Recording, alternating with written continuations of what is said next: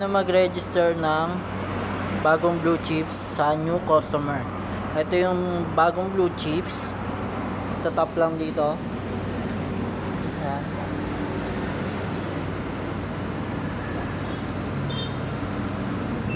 Ayan.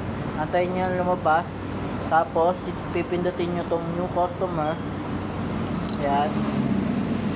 Type, ilalagay nyo yung details ng customer. Buong details.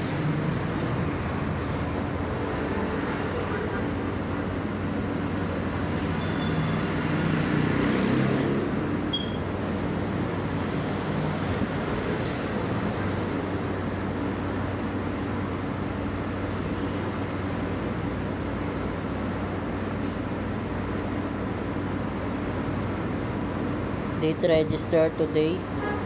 Tapos dito nyo ika-copy paste tong blue chips. Then save nyo lang. Yan. So na-save nyo na. Back nyo. Tapos ito naka-register na. I-scan nyo ulit dito sa SAC.